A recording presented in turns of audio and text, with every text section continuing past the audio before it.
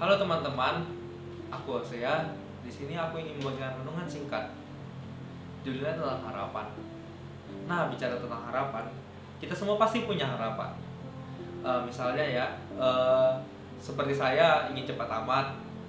Kalau teman-teman yang lain mungkin di situasi COVID saat ini mungkin pengen ketemu teman-teman yang lain gitu, karena kita sudah lama berkurung di rumah. Dan juga mungkin ada teman-teman yang harapannya pengen di tahun ini jalan-jalan gitu, tapi karena COVID jadinya nggak bisa kayak gitu. Nah, jadi apakah kita masih bisa tetap berharap di situasi yang seperti ini?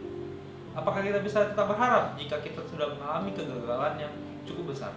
Tapi apa kata Alkitab? Mari kita buka di Amsal 23 ayat 18. Aku bacakan ya. Karena masa depanmu sungguh ada dan harapanmu tidak akan hilang. Nah, kata Alkitab, masa depanmu itu sungguh ada dan juga harapanmu tidak akan hilang. Nah, gimana sih? Padahal situasinya begini gitu. Masa harapan kita gak hilang? Masa masa depan kita masih ada? Nah, mengharap yang bagaimana sih yang kita perlukan? Nah, maka dari itu kita buka di Yeremia 17 ayat 7. Aku bacakan ya. Diberkatilah orang yang mengandalkan Tuhan, yang menaruh harapannya pada Tuhan.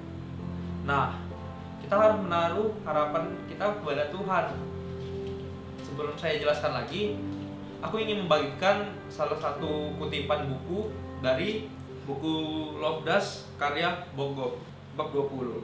Judulnya tentang kisah pertualangan usia 10 tahun. Nah, di sini ceritanya tentang ada seorang ayah yang berjanji untuk mengajak anak-anaknya jalan-jalan ketika usianya 10 tahun. Di sini anaknya bebas untuk memilih di mana dia ingin berpetualang. Jadi dia punya 3 anak. Yang pertama, anaknya bernama Lindsay. Ketika ia berumur 10 tahun, dia ingin jalan-jalan ke London. Dan akhirnya si ayah pun juga memenuhi keinginan dia. Dan juga akhirnya mereka jalan-jalan ke Menara Big Ben, ke tempat-tempat yang ada di London. Dan selanjutnya anak kedua yang bernama Richard, ketika berumur 10 tahun, ia melakukan pendakian ke Gunung Everest. Nah, di sini ayahnya mulai berpikir gitu, wow, ke Gunung Everest itu kan sangat luar biasa gitu untuk anak yang 10 tahun. Tapi karena ayahnya ingin tetap menempati janjinya untuk membebaskan anaknya berpetualang dimanapun mereka mau, akhirnya ayahnya tersebut menurutinya. Dan Richard pun diajak ke Gunung Everest dan bersama ayahnya mendaki ke puncak. Di sana sedang musim salju sehingga jalan-jalan pun licin. Sang ayah pun mendaki dan membuat tapak-tapak agar anaknya bisa melewati tapak itu dan tidak tergelincir. Nah, itu kisah yang kedua oleh Richard. Dan yang ketiga adalah anaknya Adam. Ketika Adam berumur 10 tahun, ia ingin naik motor di padang gurun. Nah, kalau untuk anak 10 tahun naik motor di padang gurun itu kan sangat berbahaya gitu. Dan ayahnya pun juga sudah mulai khawatir gitu.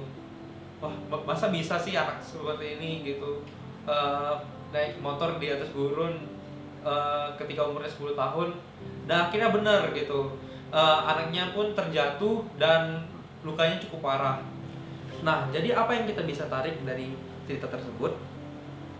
Allah kita adalah Allah yang membebaskan kita untuk kita berharap, tetapi Ia juga yang memberikan kita ketika harapan kita mendatangkan celaka bagi kita. Seringkali kita seperti Adam yang tidak mendengar peringatan yang Allah berikan kepada kita. Seringkali kita merasa bahwa keinginan kita yang paling benar gitu, tanpa mendengarkan bahwa ternyata itu yang membuat kita jatuh gitu dalam pencobaan. Itu yang membuat kita masuk ke dalam masalah tersebut. Dan seringkali kita malah menyalahkan Tuhan.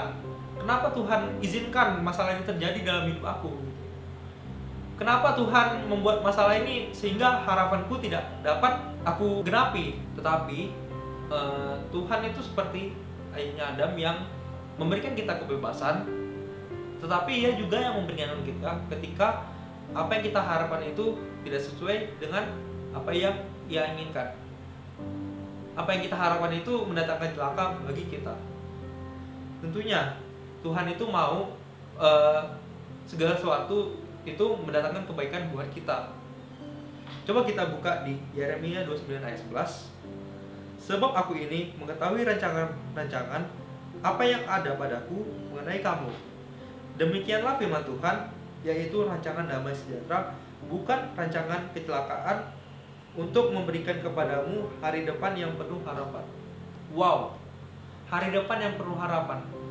Tuhan itu tidak merancangkan, sekali lagi apa yang dikatakan Alkitab, Tuhan itu tidak akan merancangkan rancangan celaka bagi kita, tapi Ia mendatangkan rancangan damai sejahtera buat kita dan memberikan kepada kita hari depan yang penuh harapan. Nah, aku di sini mengajak teman-teman TYC untuk merenungkan apa sih harapan-harapan yang akan kita lakukan ke depan yang sesuai dengan apa yang Tuhan rancangkan. Coba kita cari kehendak Tuhan, apa yang baik, apa yang benar. Caranya dengan kita membaca firman Tuhan.